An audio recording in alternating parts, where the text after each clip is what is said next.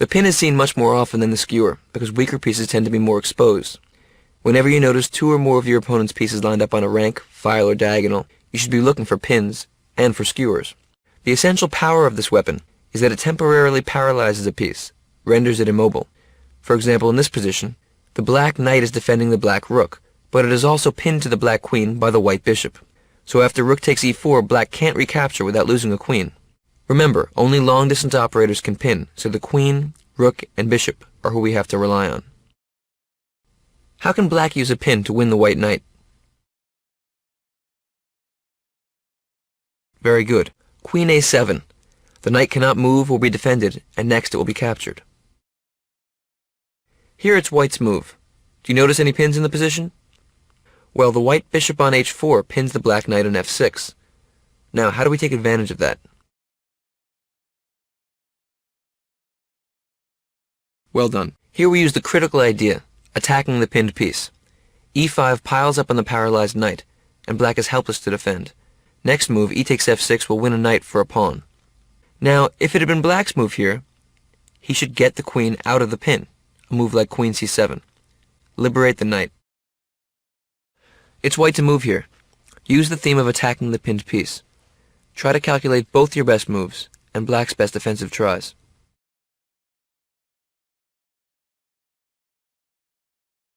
Very good. Bishop c4, attacking the knight on d5 and pinning it to the king on g8. Black has to defend with knight f6. What's white's best move now? Well done. Knight f4, piling up on the pinned piece. Black has to defend again, and he can, with rook d8. Now the black d5 knight is attacked by two pieces and defended by two pieces. But white can add more pressure. What's white's best move? Yep, that's it. Rook d1. Now the black d5 knight is dead. There are 3 attackers and only 2 defenders. Black's going to lose a piece. Before we get to this next exercise, I want to emphasize, once again, the importance of avoiding mechanical thinking in chess. If you just assume, for example, that a pinned piece can't move, then you're asking for trouble. Take a look at this position. Here it's black's move. Your knight is pinned down to the queen by the bishop on g5. And white has just attacked the pinned knight with e5. But it turns out that white is the one who loses a piece. Why? Black to move. Think creatively here. Good move. Knight g4 check. Gets out of the pin with tempo. White has to respond to the check. And after the white king gets out of the way, we notice that the black queen has opened up an attack on the white bishop. This is called a discovered attack, and it's another very important tactical device which we'll discuss a little later. But this isn't the only way to get out of a pin at the last minute. Check out the next exercise. White looks like he's in trouble here because the knight on b4 is pinned and attacked by both pawn and bishop. There is no way to defend it sufficiently, and there is no way to move it away with tempo, but white can save himself. Do you see how? Very good. Rook f1 attacks the black queen and liberates the knight from the pin. If black were to take the knight, bishop takes b4, then after rook takes f8, rook takes f8, white has 1 material, the equivalent of 1 pawn, because a queen is worth 9 pawns, a rook is worth 5 pawns, and a knight is worth 3 pawns. So rook 5 plus knight 3 equals 8, 9 against 8. So after rook f1, the black queen should move, say queen e7. And after knight d5, the game goes on. White hasn't lost material. Here black's d6 knight is pinned, and white's last move was bishop c5, piling up on the pinned piece. What do you think about this position? Black to move.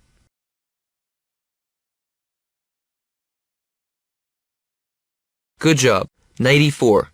And suddenly white's position is falling apart. White's bishop, rook, and queen are all under fire. Do you see how the queen is attacked? That's right. Knight g3 check, forking king and queen is in the air. This is one of those moments in chess when you're caught juggling too many balls, and you just can't keep everything straight. So remember, when we're pinning the opponent, don't blindly trust in the solidity of the pin. Part of the beauty of chess is in its flow and quality. Often the ground, once solid beneath our feet, becomes loose and shifting. We have to keep a flexibility of mind that allows us to flow with the ever-changing conditions. Before moving on, let's look at one more powerful pin. It turns out that in this position, black can use a critical pin to force mate in 3 moves. This one may be a little tough to spot, so take your time and see if you can get it. The theme is the paralyzed defender.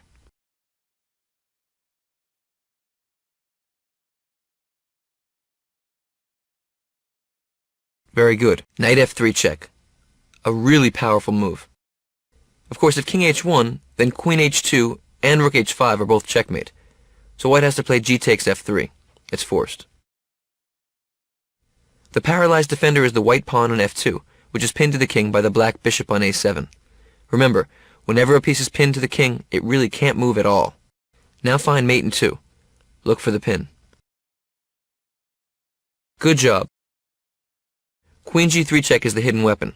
The pawn can't help defend the king because of the pin. White has to play king h1. What's the best move for black now? Good move. Rook h5 mate. This last position was an example of the type of combination you really will see in serious chess games. Black had to sacrifice a knight to set up a very, very difficult pin to spot, to win the game by force. Once again, I want you to notice the parallels of thinking mechanically in chess. I believe this lesson holds true in life as well. It's easy to assume that certain elements of a situation will remain stable, but we have to stay present to the moment for all its evolving subtleties. More technically, returning to chess, people have the habit of assuming that pawns around the king are a fortress. But there are ways to slip through walls in chess. You just saw one of them.